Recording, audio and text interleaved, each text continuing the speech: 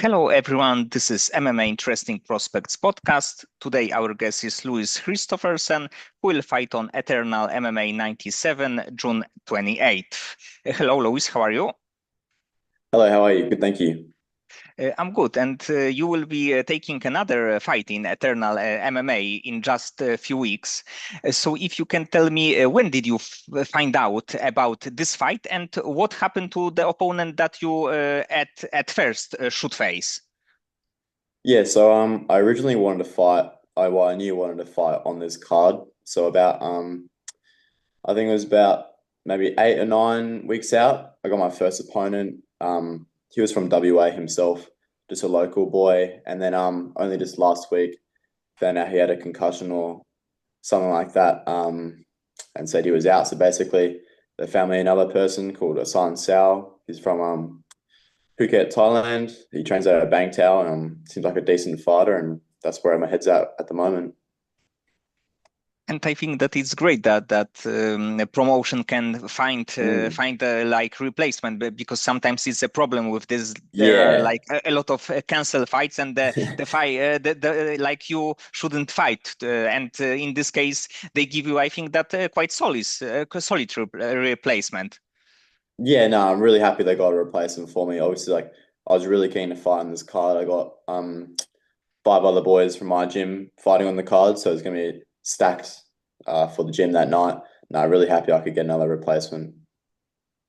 And in your last fight, you defeated Josh Thomas, who was, I believe, like 9 years older than you.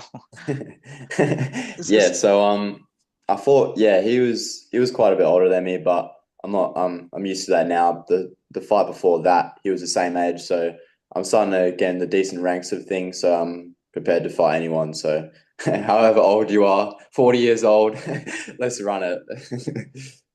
And what I like that it's like another fight in Eternal MMA for you, and it probably can give you some additional like confidence because you are fighting in the biggest regional promotion. Mm. Yeah, no, I'm really happy to be on Eternal. It's a really solid promotion. I've been on there 3 times so far. So my debut was actually on Eternal. So that was really special. And just stick around in the hometown because they do shows where I'm from. So yeah, no, very happy to be on it. And about your current opponent, when you know who you are fighting, do you watch any like videos or at least highlights of your opponent, or you prefer just to be like super focused on yourself and be focused on what you want to do in the cage? Yeah, no, that makes sense. No, I prefer to definitely watch some tape on him, just kind of see what he's about, see what he likes, see what he doesn't like, see what his style is. No, I've definitely done my research so far, and I'll probably be watching a bit more as well.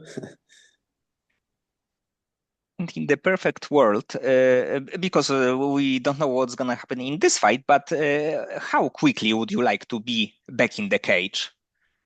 Yeah, so I'm really trying to keep active.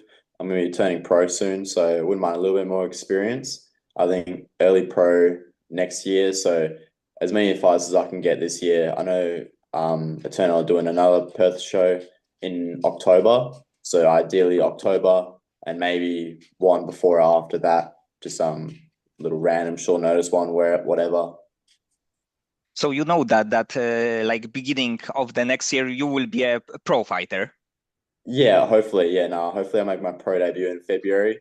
Hometown, Perth, Eternal, yeah, whatever number it is. Yeah, no, I'm really looking forward to turn pro. I've done the hard work. I'm looking for hard fights. I'm not scared of a challenge. I fought the number one ranked. He just turned pro. Yeah, I'm not scared of a challenge, and I'm ready for that pro step soon. So you have the plan in your mind when you want to fight, when you want to go pro, and Yeah. probably it's like great to have something like this because you probably are also like focused to be on the top of your shape, like even next Mm. February when you want to make your pro debut. Yeah, yeah, no, I got all the dates planned out. I'm ready to go.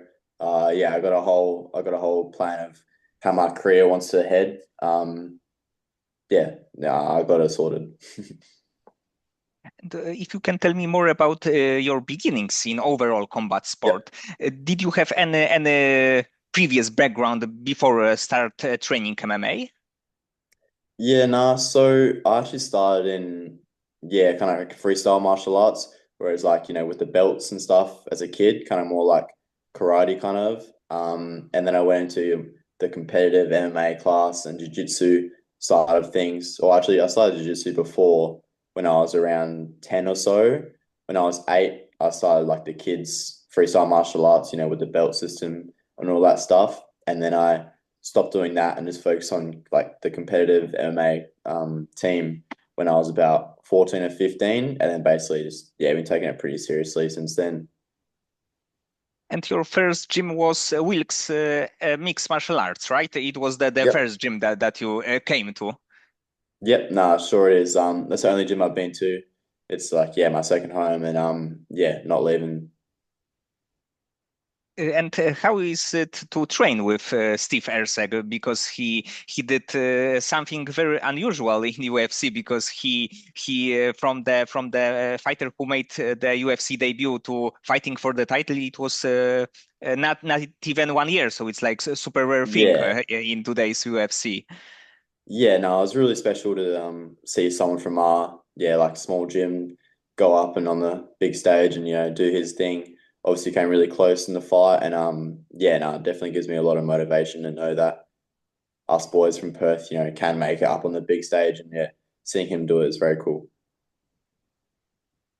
And before your first amateur fight, because you were at that point a really young fighter, did you feel any like stress?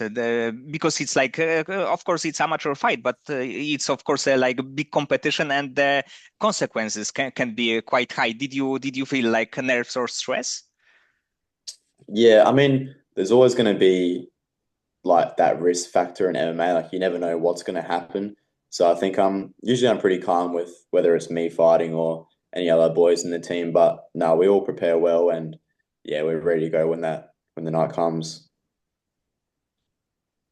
And when you are right now training and fighting, what do you think Yep. is the best tool of your skill set? Yeah. I'd say the best tool in my skill set would probably just be that I'm well rounded. Like I feel like I'm comfortable in every area. If you take me down, I'm happy to wrestle with you. I can get back up, but I can also strike. I do prefer striking and stuff, but like I do like wrestling, jiu-jitsu and all that stuff. But yeah, I'd say like my biggest strength would just be I'm comfortable in every position on the wall, top, bottom, wrestling, jiu-jitsu, like wherever the fight goes. I'm comfortable, I'm ready, I know what I should be doing, what I shouldn't be doing, what my options are from those positions. And I'm just feeling really comfortable wherever I am at the moment. Wherever the fight takes me or training takes me, I know what I'm doing. And when I watch your fights, I saw that you have like this quite, let's say, high fight IQ that you know when you should strike, go to the ground, look for submission. So from the highlights that I and fights that I had the chance to saw, you didn't make a lot of mistakes. So for the young fighter, it's probably super like a good point that you are not going for like maybe super crazy submissions or going for Yeah, crazy brawls that can yeah. just hurt you. No, no, yeah, thank you. No, I like to be pretty calculated in there. Obviously, like all my fight camp and stuff, I'm in the gym calculated, I'm working on the game plan, I know what I need to do, I visualize it, and then when I'm in the cage, I just go out and do my thing. I'm feeling much better and better every time I go in there.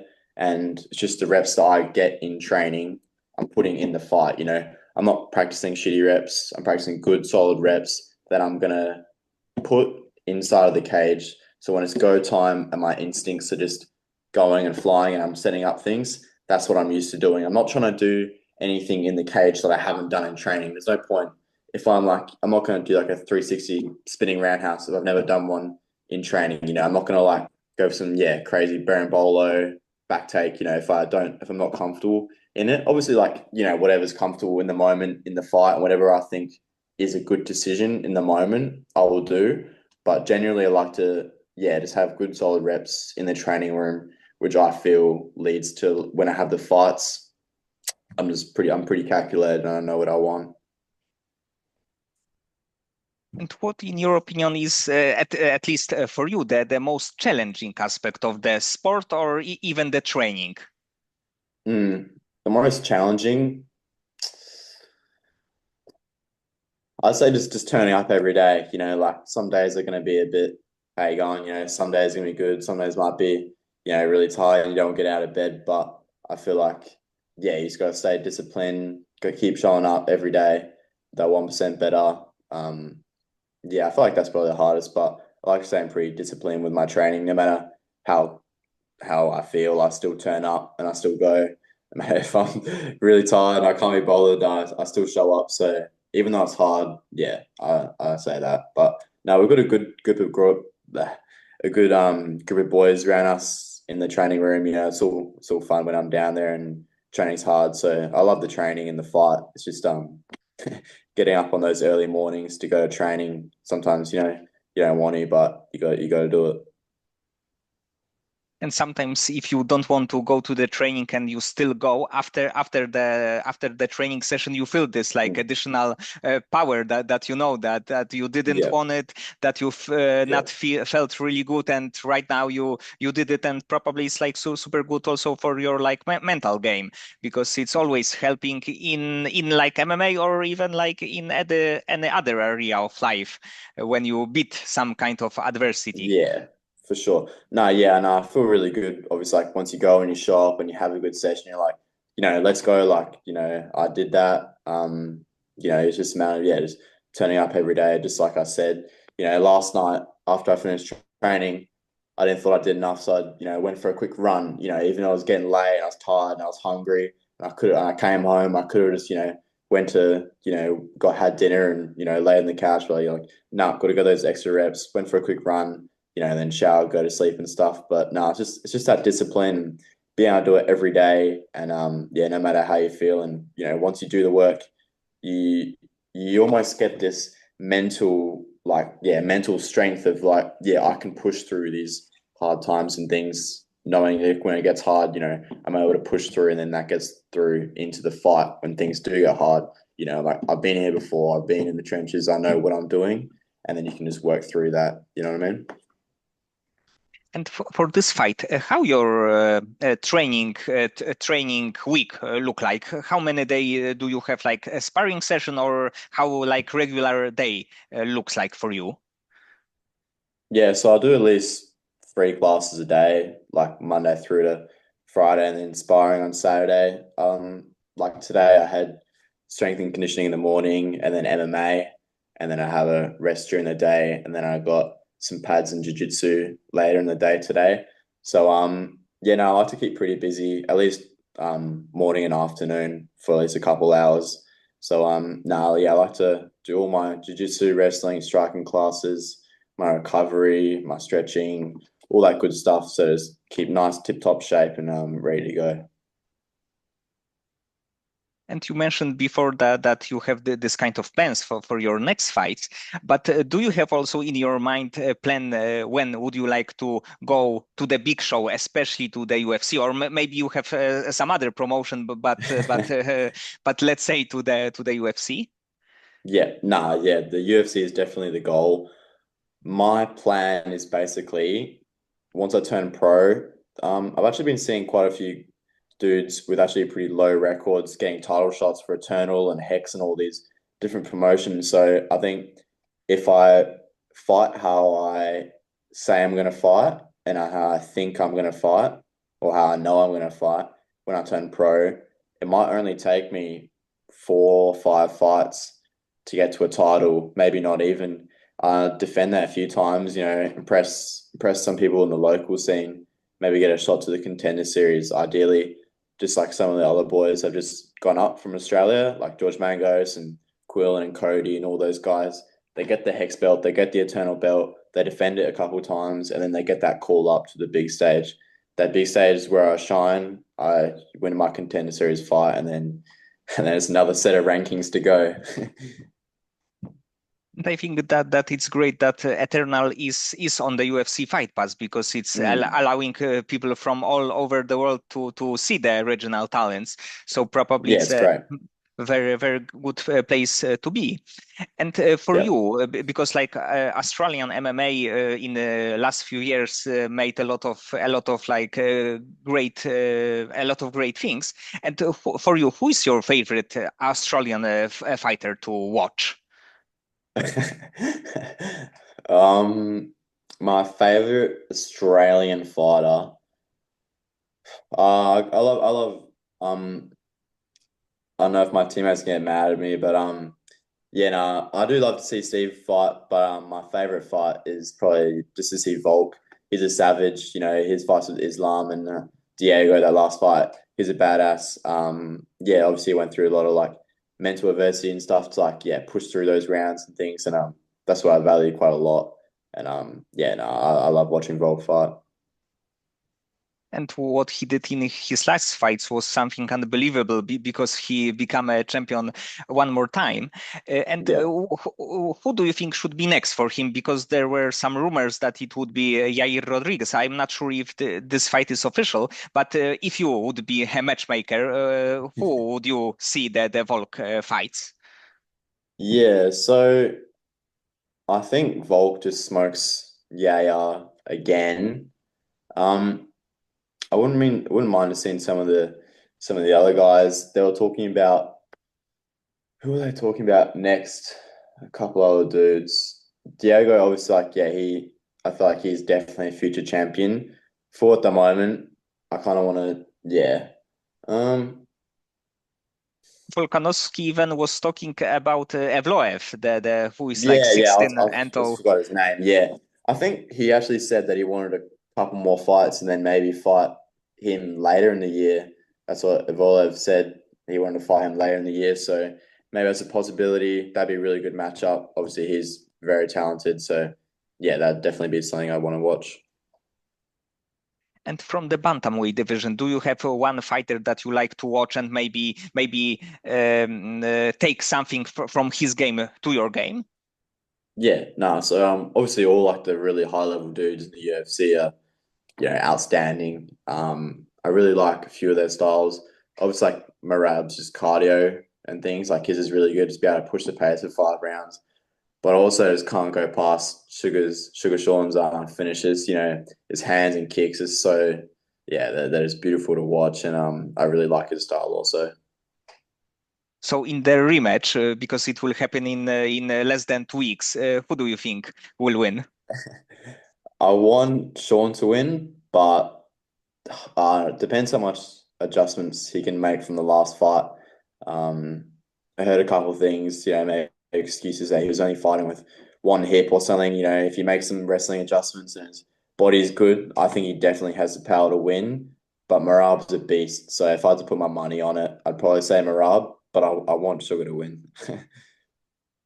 But I think that still it is like super interesting fight, and it is first Sean fight since the first one, and it's a Mm. kind of rare thing that it's like I'm not sure who will win the rematch Yeah, no, after yeah, just few months, and here also I think that Merab should be a favorite because he won the mm, first fight, he defeated Umar, but in the end I think that Sean got some tricks in his sleeves, yeah. so he can create some dangerous moments in the cage.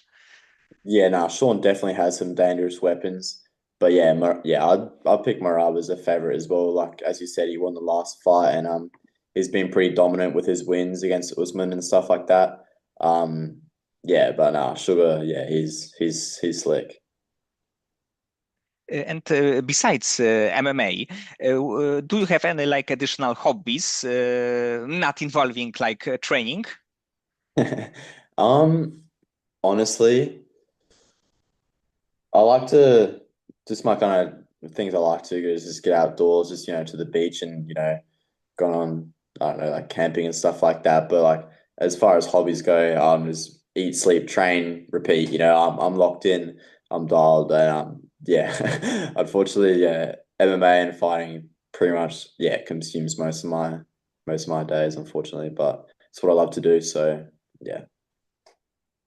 And not long time ago, I believe that you were in Thailand. And Yep. were you there to also to train? Because we know that it's like a perfect place to train, or was it like just for rest? No, I was definitely training hard there. Yeah, it's quite different. That was the first time I've been to Thailand, so it was really cool to train with.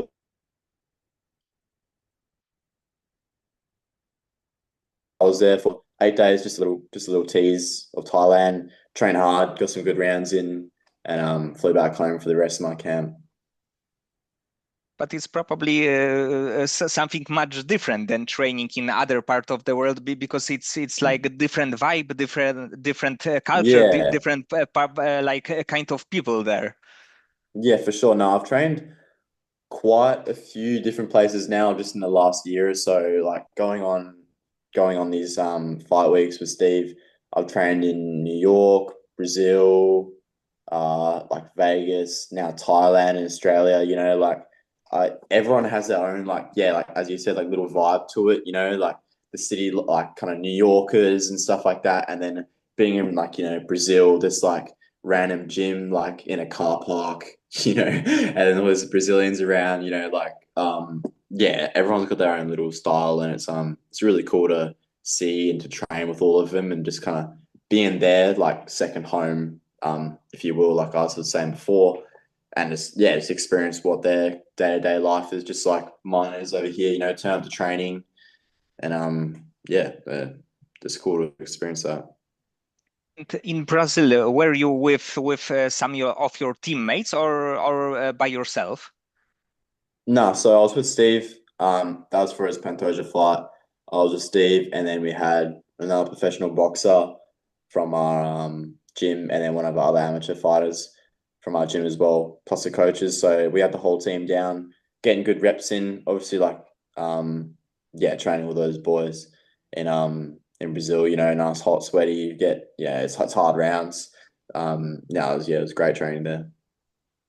So you are getting a lot of experience from different parts of the world. It's Mm. definitely Yeah. will be helpful because of course like training in one gym is great because of the people that you have, because of the like connection Mm. with your coaches and teammates, Yeah. but probably going sometimes with the like going out of your from your out of your comfort zone, it's also great and you Yeah. can pick like additional knowledge for you.